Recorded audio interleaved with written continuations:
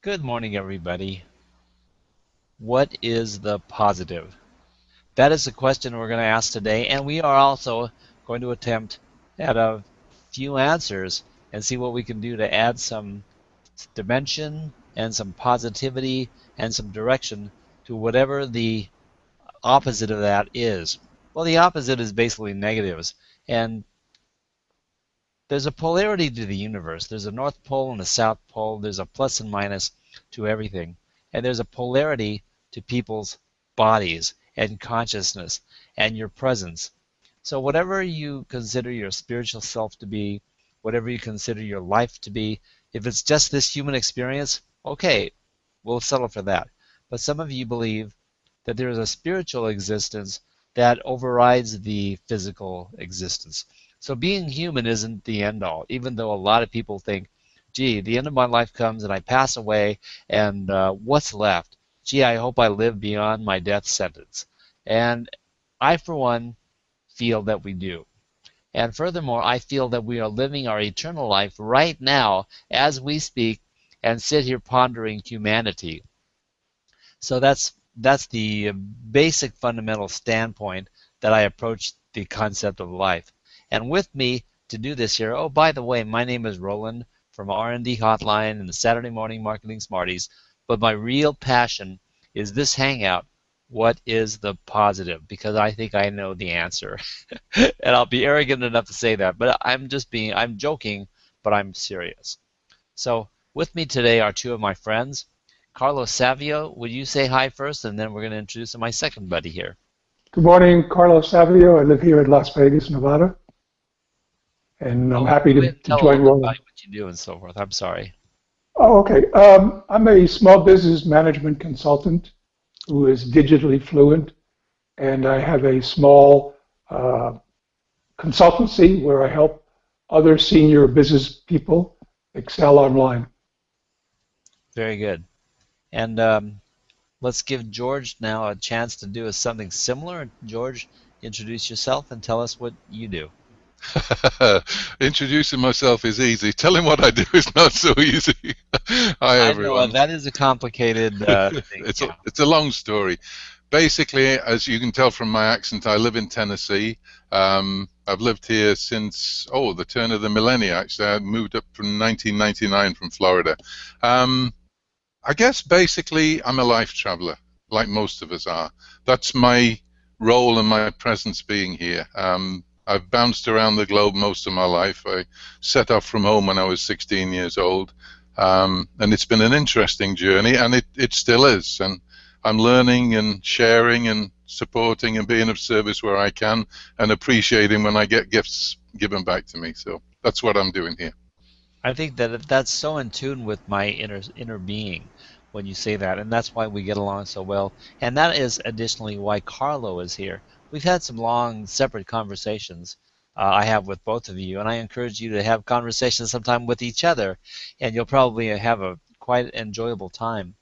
But what I realize that we might be internet marketers, we might be building a website, we might be doing a lot of things, but somehow the conversation always moves up to another echelon, and we start talking about life. So when you say life traveler, that's a more important and probably more appropriate title to each of us. And we've been joined by the lady of the year, and I'm so glad to have her.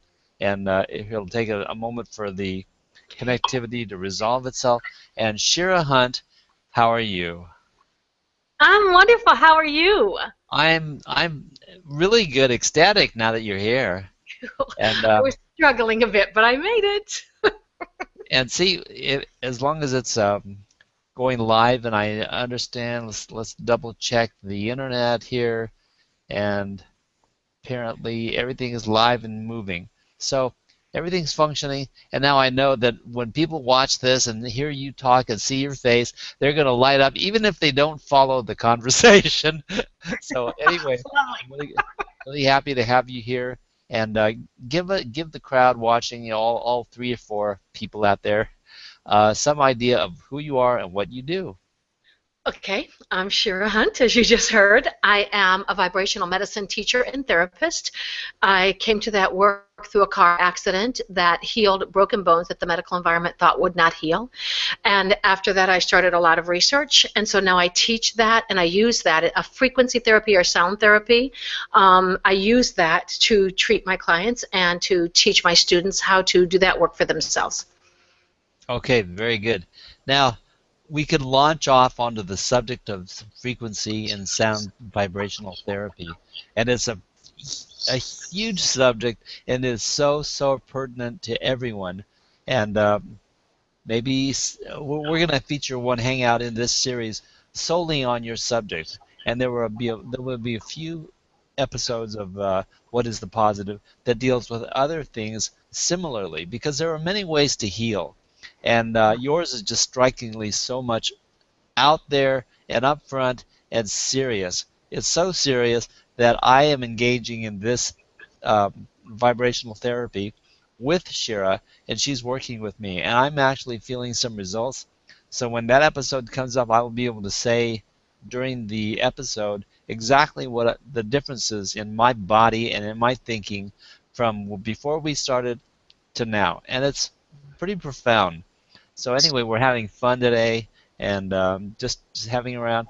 You know, today is not a serious episode of What is the Positive yet, and I don't. I hope we don't ever get really ultra serious, because although we have a lot of things we want to convey, if people aren't having fun and enjoying and enlightenment because of being here, if they don't feel good when they leave, then I've missed my boat completely by setting up this hangout. Yeah. The idea is we make people feel better. Well, let me rephrase that. We don't make anything. We don't make anybody. We help people decide to feel better. That's maybe more appropriate. So we'll redefine that, and a couple months from now we'll have a better mantra. But we basically want to help people polarize positive. So did you want to say something there, Shira? I see you nodding your head and I'm right on board with you. When you first said we make people feel better, I went, oh. And so you clarified it for me. yeah, you know how the English language is. Oh, It's yeah. Oh, yeah. And ultimately, to me, the goal is to help each and every person get aligned in such a way with their spiritual adventure that because that's where the joy comes from, that's where the passion comes from, that's where the happiness comes from. And so for us to help them kind of reconnect with that space so that they can bring it from within, which is absolutely. where it always comes from. Yeah. And you basically gave everybody the clue of the decade when you said get into alignment, because there's a flow of energy in the universe, not unlike a river or a stream that's flowing, and people want to be in the stream. They want to be in the stream of life, and they're looking at the stream. They're standing there, and the analogy that I use so often that makes sense to people is they're looking at the river, but they're afraid to go in. Well, the water's cold, it's moving pretty fast, it might be too deep for me, maybe I can't swim that long, or my boat might have holes in it, and so they're afraid to get in the water, they're afraid to test it. And yet someday at some point they go, okay, I'll just wait around on the bank there and step into the water a little bit, get my feet wet. And then they say, okay, this feels pretty good. Let's go in a little deeper. Yeah, the water feels great, and look at all these people flowing by, engaged in life. And then they say, well, I really want to go too. I want to go downstream. I want to go with the flow. And they realize that they're hanging onto the tree roots on the side of the bank of the tree that's sitting there, rooted to the ground, and they're wondering why they can't float downstream. And so that's the way I look at a lot of people clinging to things and having conflicts and clogs in their thinking that don't let them let go and just go with the flow.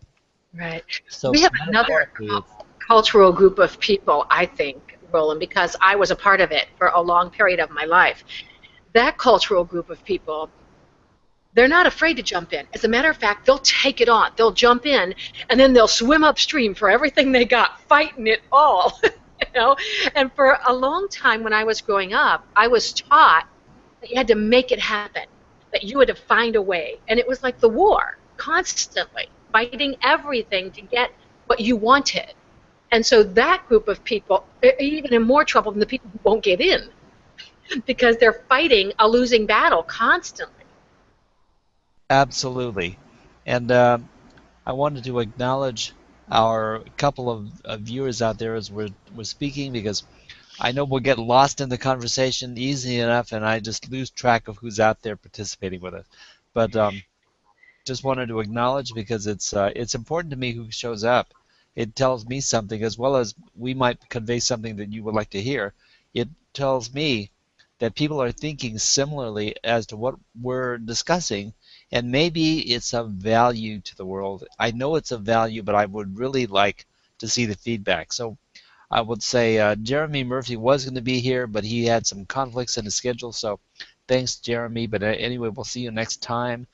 Jeremy runs a program or a series of blab communications and blab sessions that deal with things like positivity and a lot of other things. So we'll be talking to him in the future, no doubt. And also, Kathy Pop checked in earlier, and she's come back, and she's there in the audience. Hello, Kathy Pop. Love to have you here. And I hope you might have read the messages that I interjected about us here. Lowell Ann Fulsang is watching, having breakfast, but she's got laryngitis and was dealing with a hangout earlier today, and will probably select to not come into the green room, so I'm going to respect that and not bug her today. But thank you very much for showing up and being here. And I believe Gary Whalen is also out there. Gary is just a devoted follower. I really appreciate him being around and commenting. And Gary, make sure you show up to Saturday Morning Marketing Smarties this Saturday, because you are green room bound, my man. So, and also hopefully Barbara Quick can make it. She'll probably check in when she gets around to it. And oh my God, Julie Sager Narenberg is here, and thank you very much for showing up. So we have a few people who will be responding, and this conversation is right up your alley and will make sense to you, and hopefully we'll have some fun. So anyway, let's open up with one thing first.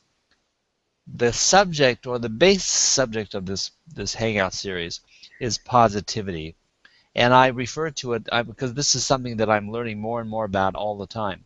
The science of positivity and why it's important. So let's kind of go around robin and give everybody your take on what positivity is as a base concept. And I know that you'll be chomping at the bit if I don't turn you loose now. So Shira, why don't you go ahead and kick us off, please?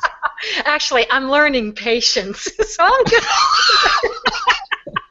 You know, after 50 some years, you ought to be starting to get it. But ultimately, when I think about positivity, I mean, I know that I came here with a deep desire to be happy, despite all of the traumas that came to me in my world.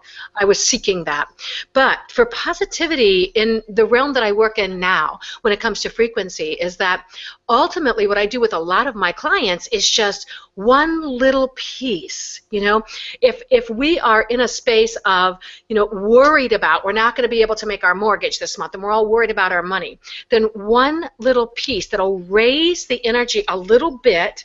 So what do you have in your world right now that's worth money, that's worth some value to you? Let's go there and let's talk about that for a moment. And so we just bring that energy up enough to begin to open up a process in the mind where we can begin to think differently about it, where we can focus on something positively related to it rather than being stuck in the negative or the fearful stuff. So to me, it's really just a shift, a little bit of a frequency shift from one realm to a little bit better. That was perfect. So George, let's step over to you and give you some time here to talk about this. I guess my take on it is it's all about perception, because I have this theory, you know, that the Tao, the yin yang symbol, I see that as a rotational thing. They talk about it, a fish or a tadpole, one each just chasing the other's tail, and I believe there's a scale. We've talked about this, Roland, the map of consciousness that David Hawkins put out. So I see it as a scale of frequency, and I believe that the Tao, as it rotates, can either go up a level or down a level. So the top point, when it rotates, is now the low point of the next level up. And you can move it up and down depending upon what sort of energy you want to bring into your life. I've found that's a useful way to visualize it. You can look at it, the ocean, the wave, the slow wave on a low ocean. That goes up and down as well. But that's like, to me, that's like life. That's the paradox of life. There are ups and downs within it. But if we put a resistance in there, say like a harbor wall on the ocean, and this is my background, seagoing, so that's why I use that analogy. Sure. Then if we put a resistance of a harbor wall, if you look out to sea, the waves that you get there are enormous because the resistance creates a greater amplitude. And I think that to me is I guess it's a simile of how we can go with the flow of life, or we can resist it, put a blockage to it, and start to get a far more extreme experience of life as we move through it. That's what I'm thinking right now. Well, I love that visual and the whole concept of the waves and the flowing. Um, Stagnation or in non-motion is death, isn't it? I mean, that's non-existence. One of the things that I was just saying to Carlo earlier is when I was 15 years old, I came to the conclusion through my worldly observation of life at 15 that everything changes and nothing stays the same. I got that at age 15, and I decided, well, then I'm going to mold my life around change and adjustment and modification and flexibility. And if nothing else, I learned how to be that. But one of the rules that I chose as a universal law for my own self, because we all choose our universal laws and limit ourselves in that so-called box, which we're going to talk about in a few moments. But I got that when I was 15, and I think it kept me a fairly open-minded thinker. And so I'm really thankful for that. But I love your analogy and your vision of the waves, because in real life, that's what frequency is. We're all based on adjusting formats and a frequency, not just a steadfast, this is what is. And as soon as we say in anything in our lives, this is what is, these are the facts, and that bugs the bejesus out of me, because a fact is going to change and develop and should be a flexible thing. And the facts now, I mean, one century ago or a century and a half ago, they thought the earth was flat, and to them that was the reality. That was all they knew, and so the earth was flat. They drew pictures of it, and that was so forth. But lo and behold, it's not what we thought it was. So George, let's give you a chance to comment on what your take on positivity. I mean, sorry, George, we already covered you. I'm sorry. Oh, I've been covered. Carlo, let's set Carlo loose. Okay. I was reflecting and hold the same opinions as the four of us. And that is, for me, it's a question of being in synchronicity with yourself, to be in balance with yourself. One of my delights is collecting epigrams that I see over the decades. And one comes to mind about this concept is the thoughts that you hold create the current over which the wings of your experiences must fly. Mm. So if you educate yourself with negative self-talk, and I'm not talking about being blinded by the extreme power of positive thinking, but the rational power of positive thinking, saying, I was talking to Roland earlier, and I was telling a life story where a person in my life was really upset about an event. It was really more important. They were having dinner guests. They wished they had a new table, new china, a new house in time for the dinner guests to arrive. And she was just fussing at me. And I lived in a beach area, and then I was a cigar smoker, and I just walked out the door without fussing and said, Lord, let me just see this differently, in a non-religious sense, if you will. And I walked on the front beach and inhaled the horizon and the water and everything. Came back, I was in the house 2 seconds, and she started fussing again. Grabbed another cigar, walked the front beach. On the third time, we both got it, and we both started laughing. Said, "Okay, it is what it is. Let's deal with it. Her mother and father were coming over, and let's have a nice dinner." So that's synchronicity. That's my Wow, take. that's also a great lesson on how to control oneself and affect, influence others' thinking, and pretty good stuff. Shira, you had something to add? I was loving his analogy for starters, and the story is wonderful. And I think that ultimately, because of the way that we have been indoctrinated and the way that we are taught to think, is that in order for us to find that synchronicity, find that alignment, find what is true for us, that we really have to, one, we have to get past the need to have others validate us. That's the first thing. And then we also have to be open to accept all things as being okay.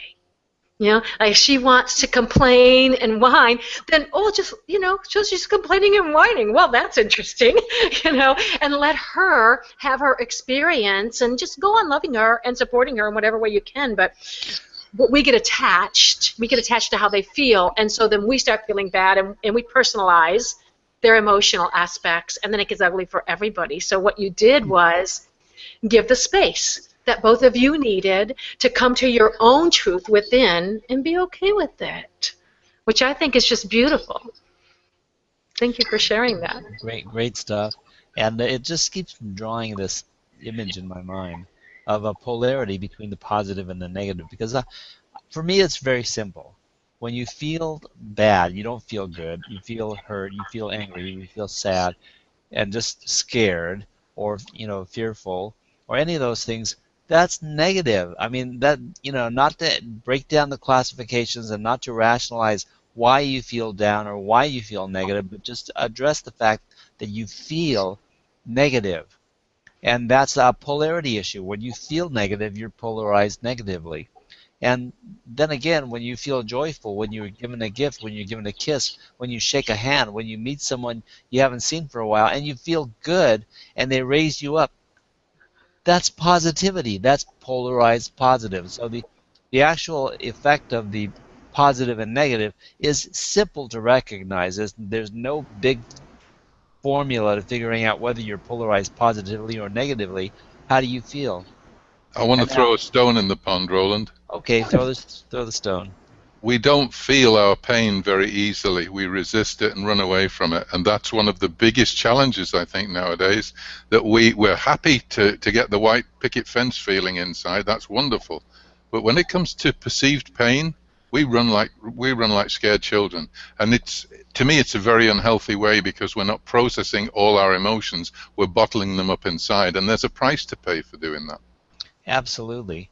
And I'm going to come back to that right now, but I want to address the fact that a couple people have joined us, or at least Barbara Quick came in late, and I'm glad you're here. Barbara's been a fan of mine, luckily, and I've been a fan of hers since a year ago, and she joined me on my very first Hangouts, and she was one of the people who got me started with Hangouts, and just basically went with the ride for me and with me, and here she is. So welcome, Barbara Quick. Thank you for being out there.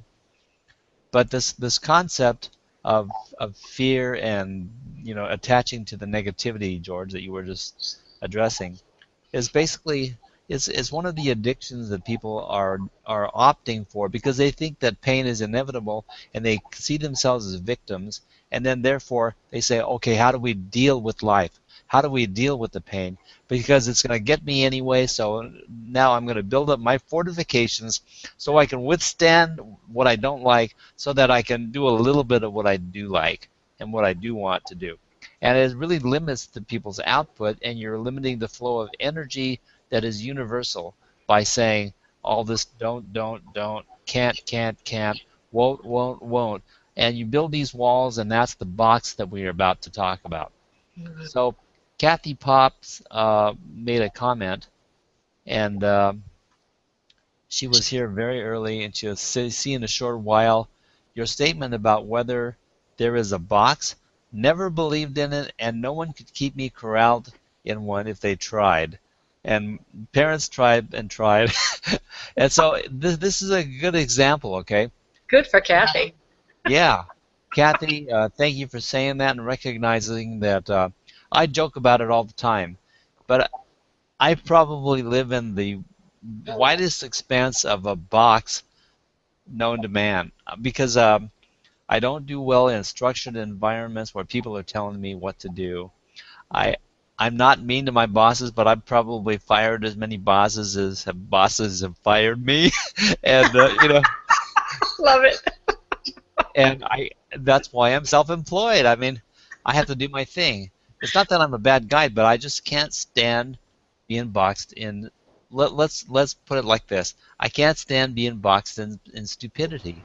And that's one way. I realize that the word should be redefined before I use it. But everybody knows what I'm getting at. Sometimes people above you are afraid of you taking over or whatever, so they've got to put you in a box too. And if you accept that box, then that's partially the box you live in. And those are the limits that you accept and you apply to yourself. And suddenly you're struggling and dealing with stuff, and it's really all in your mind because of what someone else thinks, says, and does. Hey, And Roland. so, yes, sir. Talking about boxes, people say, "Oh, I'm in a rut." Yeah. The definition of a rut is a coffin with the ends kicked out. No kidding. No kidding. Wow. If the world realized what they were saying when they say that. George, George, the variation on that is the difference between a rut and a grave is just 6 feet. Gotcha. Yes. Yes. So one of the things that I think about what you're saying, Roland, is ultimately this box that we've all put ourselves in. There's also another analogy to that you're in the cage, locked in the cage, and you're holding the key the whole time. You're the only one who can unlock that cage, and you have freedom whenever you choose it. Yeah. And what I have found, like with hundreds of clients, is that this begins as children, and we're really blind to a lot of it until we begin to start hearing people help us see another way. And from a very, very young age, we are taught to repress our feelings. One of the ways that this happens, and I just recently read in a book, it was so powerful for me because it reminded me of something my mother taught me with my own children. But a woman had a 15-month-old child who was throwing these crying, screaming fits. And her pediatrician told her to throw ice water in its face when it did that. Just splash ice water in its face. And when she did that, the baby shut up immediately and never threw another fit. Now, my mother used to teach me, blow in their face, blow in their face. When you blow in a baby's face, it takes their breath away. Yeah, and so they'll shut up in a minute, but what happens is, in that second, we teach the child to repress their anger. That's what's happening. And now from that point forward, yes, because it's not okay to do that, or I'm going to lose my breath, or something worse is going to happen to me. I'm going to get this cold splash in my face. So we teach the child to repress their anger. That's one of the first steps to really crippling a child into the box. And that's what all of our rules do. It's like, but I don't want to do that. That doesn't feel, shut up. This is the rule. You do it. It's like the child speaking their truth. That doesn't feel good to me. Just because your mother taught you that, it doesn't, but they will conform because they want to make mom and dad happy and they want to be a good kid and they don't want to be seen as bad. So they'll start to conform, and then this box gets stronger and stronger and smaller because we take what we learned then and we start repressing everything that doesn't fit what they say. And that's why there's a saying that says it's easier to build a child than repair an adult. Yeah. Oh, wow. True. From a business management consultancy standpoint, which I've been in for over 30 years, working with a lot of companies, I came to realize, pulling together what you both said, is that if there can be an abused child, there can therefore be an abused employee. If there can be an abused employee, there can be an abused manager who if there could be an abused manager, there can be a tyrannical, the big get even owner or boss. And it's a whole can of worms to try to sort that out. Because We're most of the looking at. okay, Go ahead. just to Go ahead. finish, most of the problems that I encounter as realigning companies, as small companies, is not so much the numbers, it's the human condition with inside that psychodrama. Yes. Yes.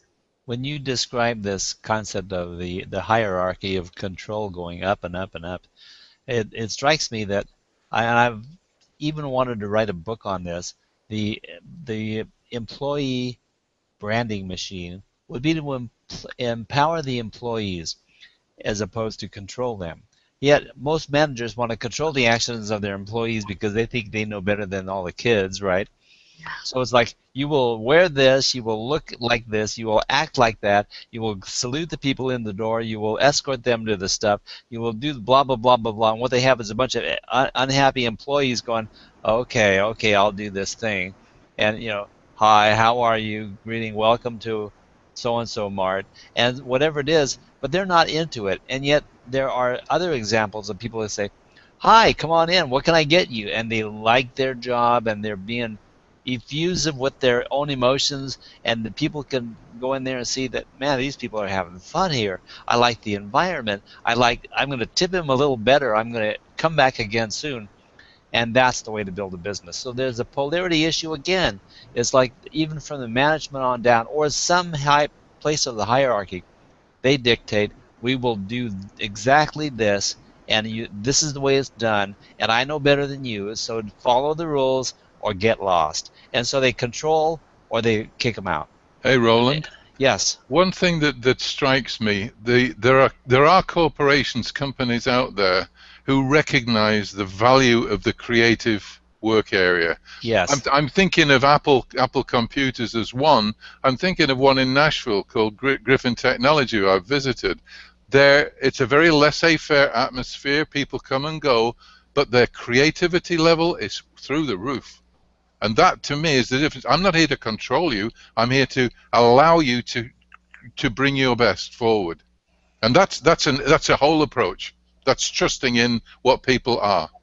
And that's the other polarity issue, and to me that's the positive polarity, that they empower the employees and they recognize that really, the ground level employees, those are the ones in touch with the client and have the influence to make a decision for the client to buy or to participate or whatever it is. And then they're the front line. Those are the front line. Don't you want to empower them to make the decision that will make the customer a customer and a client or not? And so many people are ruining their own businesses by basically trying to control their employees. So, a simple thought process could completely change the whole thing. But the thought's got to be high enough up so that it bleeds downhill and teaches goodwill to everybody. And when you have a certain employee, what happens? If that person is good on the job, does an exquisite job, and does more than he needs, everyone hates the guy. The fellow employees say, oh, it's trying to make me look bad, and you're trying to show me up, and so-and-so is just trying to impress the manager, and the good employees are suppressed and told to get in line. And that's just not the way to run a business, and that's exemplary of what the negativity is in retail sales and in commercial marketing today. Just as an aside, Roland, one of the things that I've observed in my journey through life is that there are so many corporations who, rather than ask the people, the frontline troops that you mentioned, the people on the ground, will bring in a consultancy firm at an enormous fee to tell them what their employees, who they're already paying for a lot less, could tell them if they just asked the damn question. Absolutely. I mean, the smarter company. Go ahead, Carl. In a humorous way, let me respond to that. People hire consultants for two reasons: to use them or abuse them. Well, that's a good point, I'll tell you. Oh, yeah. Okay. To define that, though, is the abuse part is in the company, they may have that idea that you spoke about, if they should just ask the employee However, if they don't have the confidence in that idea, by hiring an outside consultant, if it doesn't work, you can blame the consultant. If it does work, they always say, oh, well, we knew that before KPMG came in and they just confirmed what we thought. So that's the humor in that. So, and I'd like to bring even another aspect to what you guys are talking about, is that I would ask each of you to kind of go inside for a minute and think about a time that you ventured into a workplace or a store or some place that somebody had to greet you and begin a process with you to get what you were coming there for. If you have experienced somebody with a fake attitude, the smile plastered on their face, and they're doing what they're supposed to do to get you what you need, the thing that is true for everyone on the planet, whether they realize it or not, is they sense it, even if the person never comes real.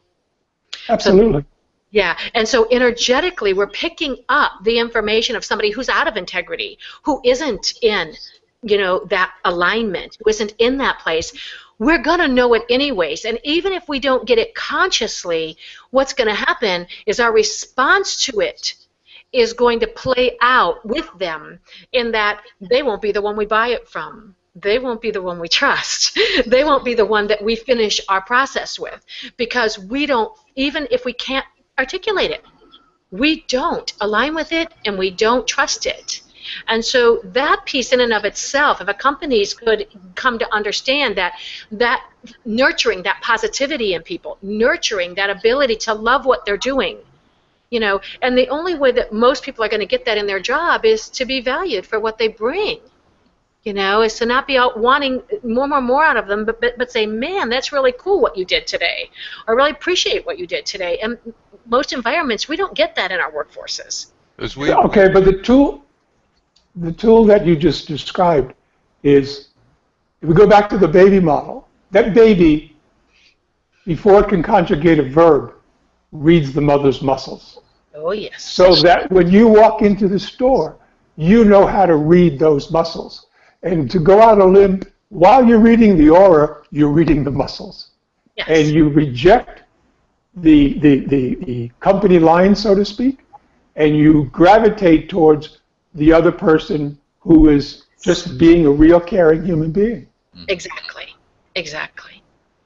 Shira, one of the things that we've discussed before is that in this energetic realm, of which we're an integral part of that energetic soup, we are actually transceivers. We're always transmitting and receiving, whether we're conscious of it or not. And that reaction that you spoke about, and it is a reaction rather than a conscious response, is our reception of that false signal. Basically, we recognize it and respond accordingly. Exactly. Roland, are you familiar with Jill Bolte Taylor? No, I'm not. Okay, Jill Bolte Taylor was a brain doctor, and she had a stroke. And she realized what was happening as it was happening.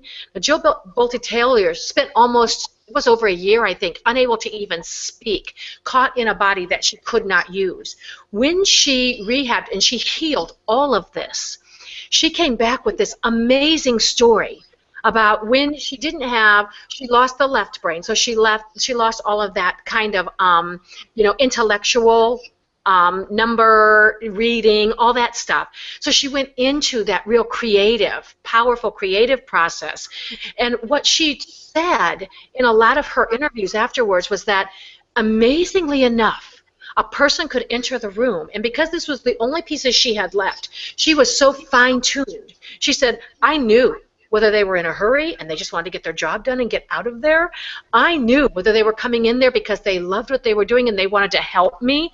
I knew whether they were pissed at the person they just left out in the hallway and they were carrying it. She knew. She sensed every bit of it. And I feel like, she got trapped in that body and she couldn't even tell people what was happening, but she learned so much about both sides of the brain and what we use what for. And what she came back with was incredible information about the tools that we really have that we've cut ourselves off from. we've minimized them, and we focus on the mind and trying to figure it out. But it's powerful information, and that's true. I mean, everybody has those tools, whether you're using them or not. That reminds me, I don't know if anybody else recognizes it. I'm just thinking about that. That takes me into the experiences like people like Anita Moorjani and her near-death experience, because that's a similar knowing and seeing. I mean, it's at a different level, but it sounds very similar. It's our energetic reception and transmission. Okay, I'm bursting now. I've been listening to you smarties. Go, Roland! You're on! And I am one that thinks that the universe is complete as it is, and we as humans are imagining that it is incomplete. So as we're structuring this concept of the world that's incomplete, then we imagine our lack facility, our damaged bodies, and various things. And as we're thinking these things, this is what we manifest. So I'm taking full responsibility for the fact that I inadvertently put myself in this wheelchair, and I'll explain that as the months go. And I'll also accept the fact that since I realize this so vividly, I can also put myself out of the wheelchair. And so I'm going to go through this process, and maybe eventually the people watching this show will actually see me walk up to a different kind of chair and sit down as the show is progressing. But this is something that I believe completely. I think that we are in control of our environment and don't know it. So it's the box that you were talking about, or the cage that you have the key and you just don't realize that you could reach out and unlock the door and step outside the cage. And that's how life is. So the imagination that we have as human beings is limited to, we're human beings. Oh my God, we're human beings. I'm only human. And we make these declarations all the time, not realizing quite basically that we are spiritual beings. And even though we want to jump on that now and redefine it and size it up and stick that in its own precious box for thinking so we can wrap our brains around it, what is that? What is that box of spirituality? It's linked to infinity. It is infinity, and God is infinity, and everything is fine the way it is. We are just human beings being selective about what we manifest in this small thing that we see as the box. And so I think what we realize is we step on the outskirts of our consciousness is that we can step beyond, we can realize things beyond what we think is human and experience things like miracles and people coming back to life and, all kinds of things that people want to put a terminology application in there and give it a name, call it something, and say, oh yeah, this is just part of this particular syndrome that we have as human beings. And so everything is judged from being human when actually we are spiritual beings. And so to come to the realization that we are spiritual beings, that says, oh well, that means that I can do anything that I want, that I have God attributes, that I am divine, and all those things are true. But as a basic premise, I don't believe that's why we chose to be here. I think we chose to be human, and we're having fun here and experiencing things.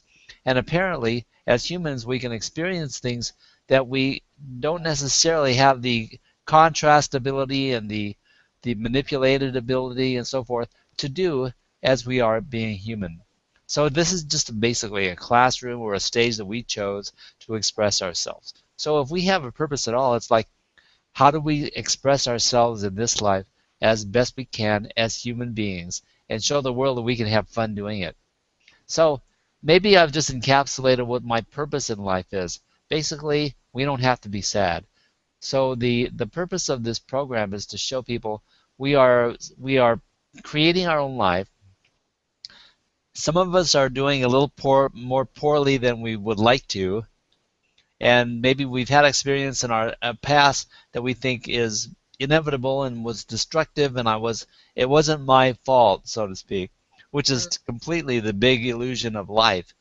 And in thinking that, you have to realize, wow, no matter where I am, on the high end, on the low end, good, bad, ugly, whatever it is, if I think to myself, I want change, then change is possible. And it starts with the thinking and the polarity of the person to think, I got to come up a little bit. I got to make my situation better. And it's exactly what Shira said in the beginning of the show. Make it a little bit better than it is. So if we have a purpose on this show, it's to take everybody from right where they are and improve life. Make it a little bit better. And we do it through positive thinking. If we condition ourselves to think, what is the positive? No matter what the problem is, if you stop for a second and say, okay, we've identified the problem to death. I recognize the problem. I see it. I feel it. It's in me. It's got me by the proverbial gonads. And so that it's controlling my life. But then you stop and you say, wait a minute. What is the positive here? What is the alternative to what I've been thinking? How can I reach beyond? How can I reach up a little bit? How can I brighten my day and find a little bit more joy than I have right now? So that's the idea. Polarizing positive will allow this thinking to happen. Anybody have any comments on my ramble? Yes, I've got one for you. I'm looking forward to the day when people who want that lift go into their bathroom, look in the mirror, and start to smile. Because, I mean, I do that all the time just to get a laugh, but a lot of people, if they can see the angel that's inherent in who they are, hopefully we can reach that place as a species where that's the key to people lifting their spirits. Because to me, that's where it's all at. I agree, George. And just, I know Cher wants to say something, so go ahead. Oh, that's all right. You finish. I can hold it. I know that the comment on what George says, I believe that every single one of us are divine. Every single one is divine. And even if they look differently, talk differently, and walk differently, or whatever it is, so you see people and it becomes an article of judgment in your brain because we're so conditioned to judge and to qualify and classify. If we quit doing that for a second and say, oh, that's so and so, he looks like this, and that's fine. Oh, there's so and so, he's a different color and acts differently, and that's fine. And basically apply the law of allowing, and don't hold negativity on what you see or what you judge, and inspect the world from that perspective, and being allowing. It doesn't mean you have to agree with everything. You do have to be allowing, because as soon as you're not allowing, you start developing the negative polarity. And so it's easy to judge the feelings of positive and negative in life, and we must condition ourselves to reach towards the positive.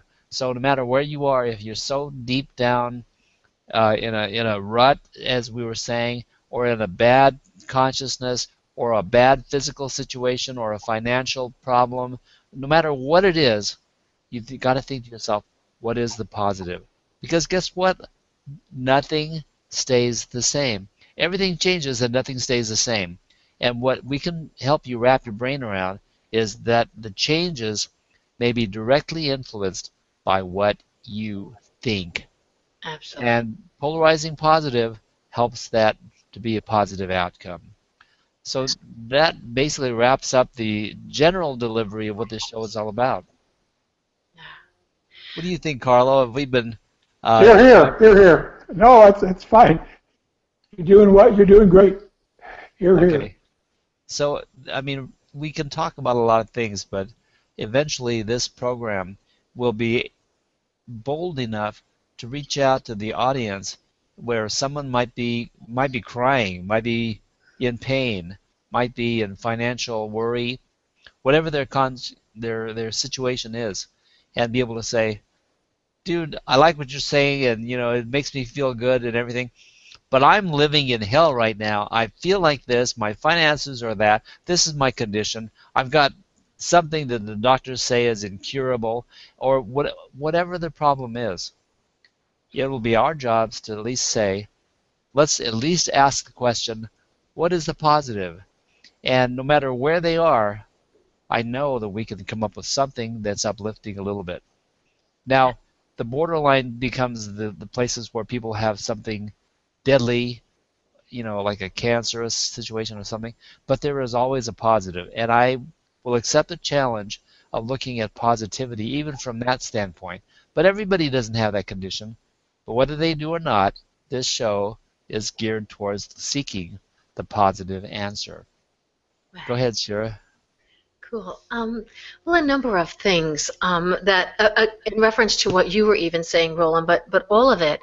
One, um, psychologically, why do people not reach for that positive piece? Why do they stay in that negative thing?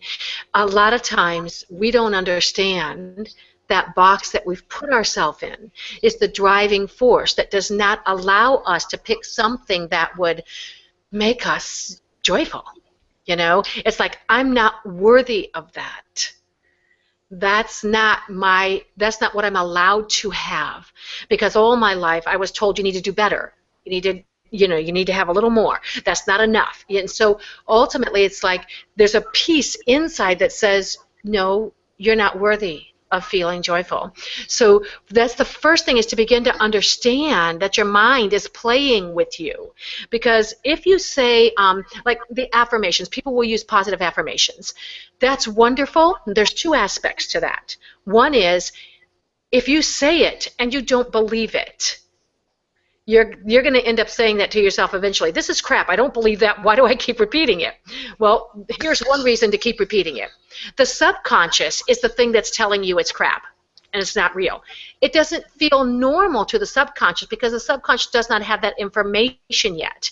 And so it will sabotage you every time you say it. If you say it enough, your subconscious will say, man, they said that an awful lot. That must be true. And you can literally begin to shift your belief processes through repetition. So that's a tool. Also, when I first heard about laughing yoga, I thought that was kind of hysterical. I'm like, really? You guys are fake laughing? And then I read a study that says if you fake laugh for 1 minute a day, you don't have to mean it. You don't have to mean it. You can fake laugh. Ha, ha, ha, ha, ha. It changes your biology. It releases all of these hormonal processes that cause your immune system to increase, that cause your cellular regeneration to uptake. I mean, there's all kinds of amazing things that happens if you fake laugh. So it's like there's so many simple tools that seem almost ridiculous. And the simplicity is sometimes what fools people because of our cultural beliefs. More detail, got to have more. You got to learn everything. You have to have a title. You have to earn a degree. So everybody thinks you got to have all this detail to be important or to have anything going on. When the truth of the matter is, it's the simple things that are fulfilling to us. It is the simple things that cause us to fill up with that joy and that peace and that desire to live life. And so people need to know that they have been taught a lot of cultural lies. They're lies. They don't serve us. And people need to understand that so that they can go inside and pick something new for themselves. I'm never one to say you need to believe what I say. No, this is my truth. It's real for me, and I claim it. And you won't change my mind unless you got something better that really resonates with me. And I say, okay, I can buy that. And that's what I want for others. I want them to be able to go, no, that's not true for me. But this is. And then, as you say, acceptance. That we all come into the place of that is their truth. That's their reality, and it's perfect. And nobody needs to change it or help them if that's what's real for them. And so each of us have to come into that space of, being in integrity for ourselves, bringing that, but allowing others to not agree with it, not necessarily like it, and know that what they agree to or believe in is okay with us. I love it, and I agree 100%. Because basically, if we eliminate the need to accept and approve of everybody, it eliminates the conflict that creates the negativity that basically is the basic for wars. I Yeah. mean, we want to let people do and be who they are.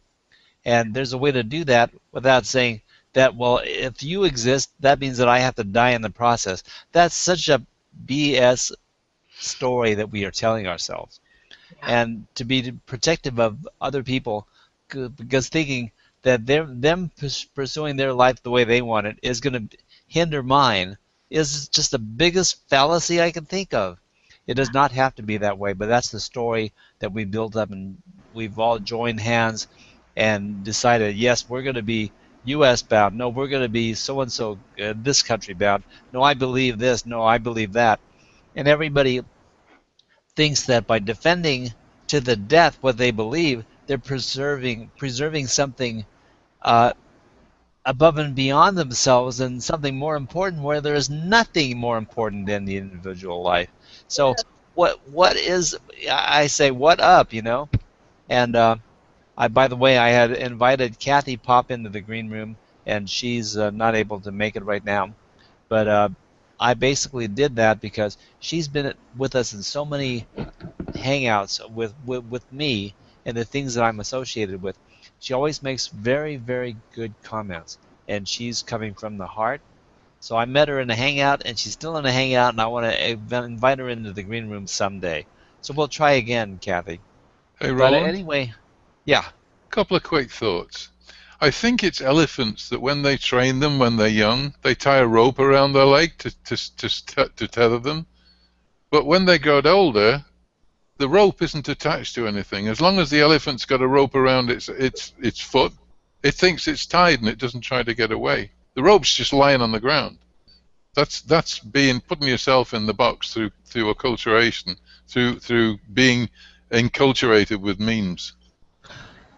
And yes, and to plus that, what that shows in we humans is to get over the inability to think and believe above our own reality, to have imagination.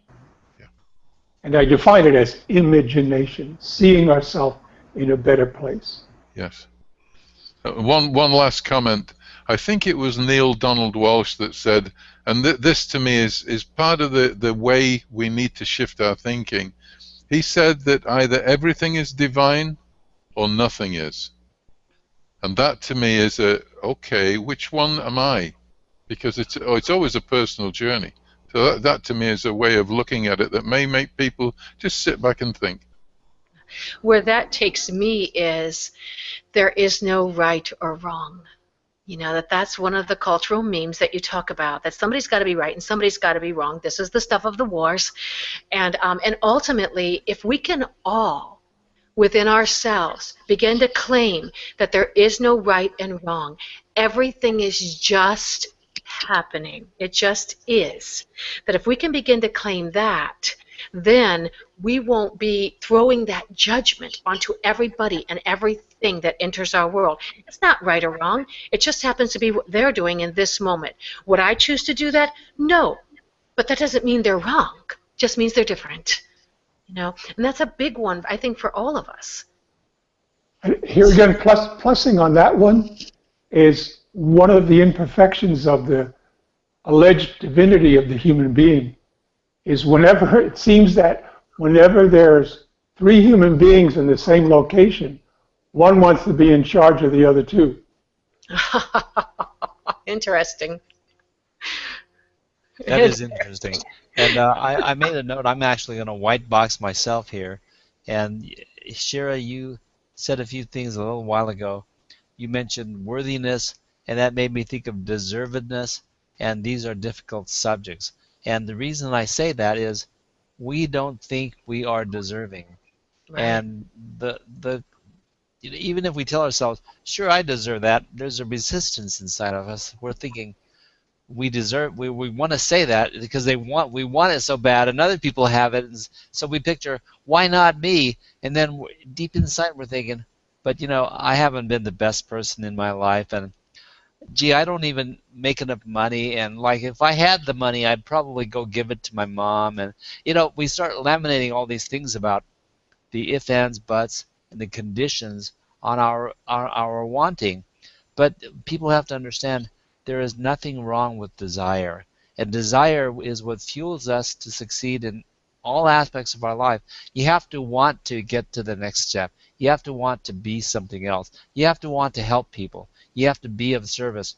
So if you're inspired to help people and do that, and that puts you in a completely different vibration, and in that vibration, it's absolutely, positively, 100% okay to want things. but it's like wanting things in the right light, because we are all deserving, and the universe was given to us with 100% guarantee. Ask and it is given. And there's a way that that works, and there's a way that we perceive it not working. So we will actually cover these things in future episodes. But anyone have any last words on positivity for the day? Anybody, that's okay. Fake laugh for a minute every day. And it's kind of funny. Um, I have a condition with my stroke situation that I'm evolving out of, but this allows me to laugh in some ways. And if I get in that funny spasm of like, oh, I've got to laugh, what happens is my body kind of chokes up and I can't talk, I can't breathe for about a minute or so. So laughing is and fake laughing I can do to an extent, but I've been on Elaine Nieberding's laughter yoga show, and for some reason, I just cannot get the swing of the timing of what's going on with the show. So, although I don't frequent her laughter or yoga show, and don't, personally endorse it and think so, I think that it's a good concept, and that very possibly, she should be doing it live with people, and definitely having like laughter yoga sessions and doing that.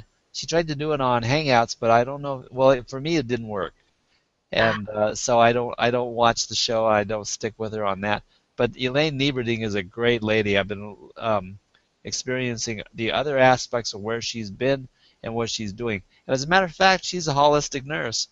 mhm. So it's something that you might want to connect with her on and see what she's thinking. But Interesting. anyway, that's I'd like to expanding our. leave one little piece with people from today is just begin to notice when you're judging. Because the truth of the matter is we judge ourselves more than we judge just about anybody else. And we begin to recognize that we're doing that, then that's an opening to change it. So just begin to become aware. Start there. Absolutely. And that judgment thing, I mean, it links right on back to the self-worthiness concept and the self-deservedness concept. Because if we feel inside, well, I really don't deserve this benefit or this joy or this peace or this relationship, guess what? You're pushing it away. The relationship is struggling to get to you because you don't feel deserve it. And that's just this lie that you're telling yourself. There's nothing true about it. Everyone is deserving. And so in the future of this series, we'll set out to prove that to everybody. Of course, those who don't believe it are never going to get it. So let's open our minds a little bit and start thinking that there's another way to think. And Carlo, anything to wrap us up for the day? No, I'm fine. It was fun being with you three. I enjoyed myself. I learned a lot from both Shreya and George. Of course, Roland, you and I are old um, visual buddies. Yeah, no, So no rut with us. We're in the groove. yeah. So I look And forward to future weeks. sounds good. And I thank you everyone for being with us today. And hopefully we'll get more people to join us. And maybe some people will bring us what they would consider their problems or their troubles. And we will ask on behalf of them, and we will answer on behalf of them, just what is the positive. Thank you, everybody. Cool. Signing off. Thank you. Bye. Bye. Bye.